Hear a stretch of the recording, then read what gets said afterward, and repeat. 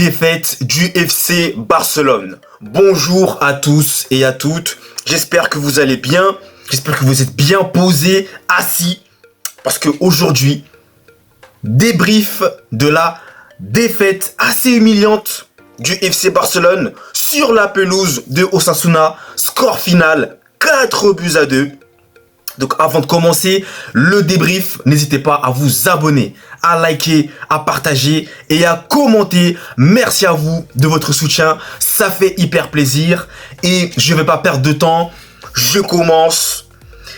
Alors, on va commencer par parler de la première mi-temps assez inquiétante du Barça. Bon, premièrement, faut dire que Hansi Flick a voulu faire tourner beaucoup de rotations. Donc il n'y avait pas la Yamal, il n'y avait pas Rafinha, il y avait pas mal de joueurs qui n'étaient pas là, Baldé n'était pas là. Donc il a voulu vraiment changer, mais surtout au niveau défensif, il a voulu faire changer, faire tourner, même en attaque, il y avait seulement que Lewandowski. Donc il a voulu faire changer. Ok, d'accord, pas de souci là-dessus. Le problème, c'est que je suis désolé, mais cette équipe B, même cette équipe C ou D, comme vous voulez, c'est pas bon. C'est pas bon, ça n'a pas été bon. Ça n'a pas été bon face à une équipe comme Osasuna qui va te mettre la pression. Ils sont chez eux. Je crois même qu'avant de jouer, ils ont vu les joueurs qui avaient du Barça. Ils se sont dit, ah, il y a quelque chose à aller chercher. Il y a un truc à aller chercher. Ils sont tirés dans leur tête et ils ont eu raison. Parce que honnêtement, les Dominguez, les Gérard Martin, franchement, je vais revenir sur ce Ferran Torres. Attendez! Tout doucement, je vais revenir. Mais Dominguez, Gérard Martin, c'est pas possible. C'est pas possible. C'est-à-dire que Pau Koubarsi, le pauvre, il était là à assurer, il faisait trois jobs en même temps. 3 jobs en même temps dans le même match. Rendez-vous bien compte. 3 jobs dans le même match. Qu'est-ce que vous voulez qu'il fasse de plus, Koubarsi? Voilà. Donc, déjà, ça, voilà. Dominguez, Martin, c'est des joueurs que, voilà, tu sais qui malheureusement, tu leur as laissé leur opportunité. Flick, il leur a laissé l'opportunité, bah, ils ont pas saisi leur chance. Donc, ces gens-là, tu vas pas les revoir de sitôt, hein, je vous le dis. Hein. Après, maintenant, le problème aussi, c'est que, comme le disait Riles dans sa vidéo, t'es obligé de faire tourner. T'as pas le choix. Parce que le problème, c'est que si tu fais jouer les mêmes joueurs à chaque fois, sachant qu'il y a beaucoup de matchs, et que maintenant, avec les matchs là, de Ligue des Champions, tous les 2 jours ou 3 jours, je sais pas, à un moment donné, physiquement, ça va taper, ça va tirer. Donc t'as pas le choix, tu dois les faire reposer et faire tourner. Mais là, moi j'ai trouvé qu'il y a trop eu de rotation. Il y a trop eu de rotation. Et au final, tu te retrouves à perdre des points comme cela. Et des joueurs qui clairement n'ont pas le niveau pour jouer au Barça. Je suis désolé. Et là, je vais parler, bien entendu, de Ferran Torres, parce que Ferran Torres, sur ce match-là, encore une fois, Ferran, Pollard, Torres, même aventurier, tout ce que vous voulez, il n'a pas le niveau. Il n'a pas le niveau. Moi, je ne comprends pas. À un moment donné, il faut quand même le dire, il n'a pas le niveau. Ce que j'ai vu de Ferran Torres hier soir, mais c'est pas bon, c'est pas possible. Ses contrôles de balle, les touchés de balle. Et à un moment donné, il a 2 occasions énormissimes. Il a 2 occasions. Il les met pas. Et ça aurait pu changer le match hein, s'il les mettait en vrai. Mais même s'il les mettait, globalement parlant, c'était pas bon, Ferran Torres. Encore une fois, il n'a pas sa place dans cette équipe. À l'instant T, je parle. Il n'a pas sa place. Il n'a pas sa place. Tout simplement. Donc Ferran Torres, c'est dur, c'est compliqué.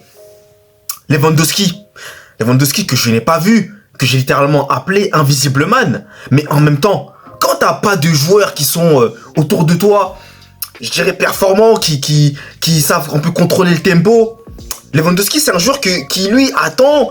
Et après, voilà, s'il y a des joueurs autour de lui qui sont bons, qui sont dans une bonne forme, bah forcément ça va être bon pour lui. Mais là, Lewandowski, malheureusement, bah c'était pas le cas et tu l'as pas beaucoup vu quoi. Personnellement, moi je l'ai pas beaucoup vu hein.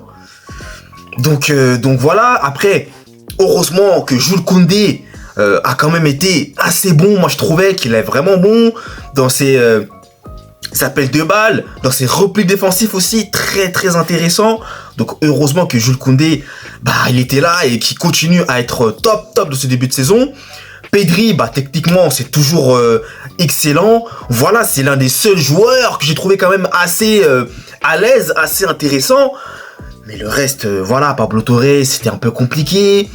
Pau Victor, bon, je suis mitigé. Certes, il a marqué le but, bon, on va dire un peu chanceux, hein, parce que le gardien de Sassuolo aussi, lui aussi, tocard, ce qu'il fait. Mais c'est quoi cette relance qu'il fait, là?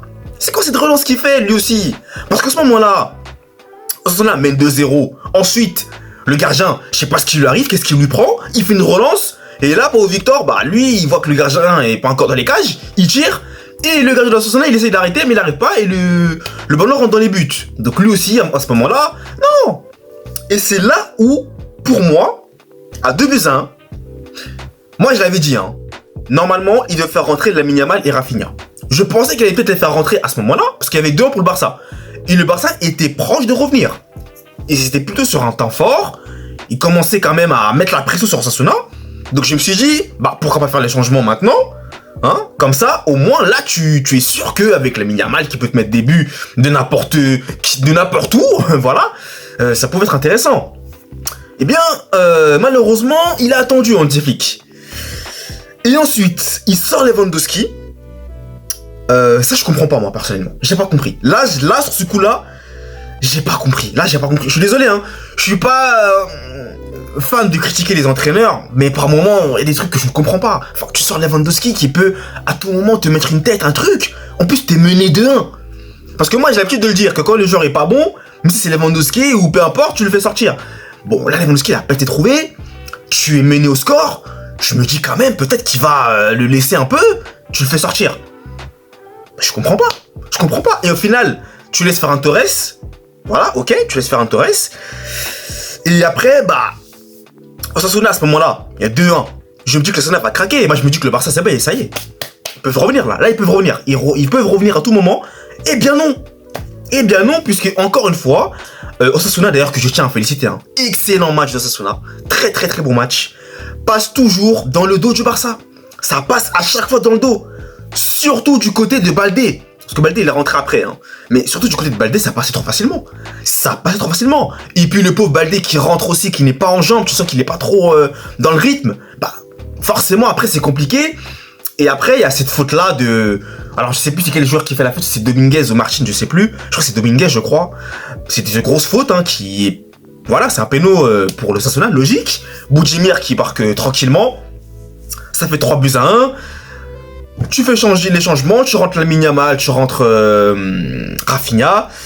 Et alors je sais pas si par contre c'est au 3-1 qui fait rentrer Lamine Yamal et Rafinha ou si c'est au 2-1. Ah, je sais plus.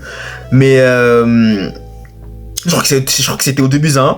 Et à ce moment-là, bah le Barça peut... Là c'est carrément presque fini, quoi.